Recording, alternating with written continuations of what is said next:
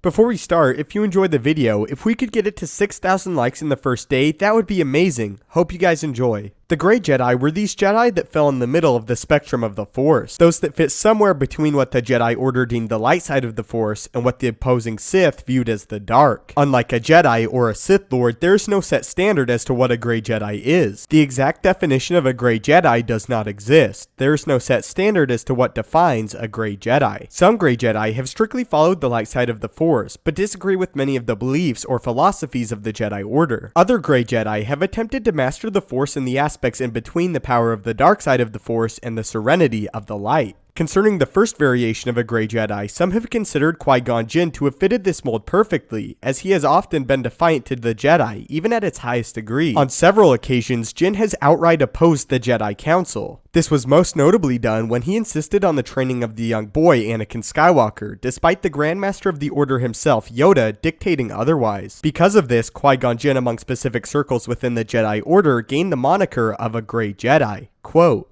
Jinn always does things his own way, always sure he is right, always incredulous if we do not see it his way. Some think he is a Grey Jedi. What many do not know about Qui-Gon Jinn is unlike most Jedi, he does not serve the Order above all else. Jinn, while most often a faithful Jedi Master, primarily served the goals of another, even despite the disagreements of the Jedi Council. This definition of a Grey Jedi perfectly describes Qui-Gon Jinn and why the Jedi Order continues to keep him around despite his quote, maverick nature. The so-called Grey Jedi have been with us since the beginning. Although they do not break the Jedi orthodox concerning the dark side, they bristle when asked to take orders from the Jedi Council. Grey Jedi make compromises, cut corners, and hide their actions from scrutiny, all under the assumption that their existence makes them the authorities on policy. They are mavericks who are difficult to control, but can be valued members of the Order after they have been persuaded to follow the established hierarchy. This was the precise reason why the Jedi kept Qui-Gon Jinn around. Qui-Gon was a natural leader, and one of the finest Jedi Masters the Order had at the time. Despite being somewhat of a rogue among other Jedi, Qui-Gon was highly effective at any mission he was given. But this still does not answer the question, who was Qui-Gon Jinn's true master if not the Jedi? Qui-Gon served solely what he referred to as the living Force. Above all else, Jinn would follow the way the Force willed him to go, even if it directly went against the Jedi Code or other prestigious Jedi Masters such as Yoda. By moving with the living Force, Qui-Gon focused solely on the moment in which he resided and lived at times even refusing to look into the future as he saw this as dangerous. Jinn believed if he focused only on the now, the Force would fully guide him down the path in which he needed to follow. In The Phantom Menace, Jinn believed that it was the Force that willed him to train the young Anakin Skywalker and go against the desires of the Jedi Council. Unlike his master Dooku, Jinn held no fascination with the dark side of the Force, even in the slightest. Jinn believed that the dark side was not in fact the living Force, but some perversion on the true state of the Force, which was the light. Jinn did not believe that the light and the dark were different sides of the same coin, but rather the darkness was the rust on the coin, and the light was its purest and true state of existence. All energy from the living Force, from all things that have ever lived, feeds into the cosmic Force, binding everything and communicating to us through the midichlorians. Because of this, I can speak to you now. But Jinn's refusal to look into the future caused him much heartache. Not only was he solely responsible for commencing the training of debatably the most skilled Jedi killer of all time, Darth Vader, but was lured away from his apprentice in his final lightsaber duel. During the duel, Maul used his environment to his advantage and manipulated Jinn into following him to a battlefield of his choosing. Maul then separated Jinn from his Padawan and then systematically dismantled the Jedi Master. It was because of Jinn's refusal to look to the future that he doomed himself and ultimately the Jedi Order. And it was this streak of gray that led to his ultimate failure and death at the hands of Darth Maul. So what are your thoughts on the Jedi Master Qui-Gon Jinn? And do you accept him as a Grey Jedi or just a maverick that resided within the Jedi Order and was fully a Jedi Master? Personally, I do consider Jinn as a Grey Jedi, but not to the highest degree. Jinn was a Grey Jedi in a sense that the Jedi and their code were always second to him, and it was never something he lived and died by. While still important, it was never the most important, as again, he served the Force itself,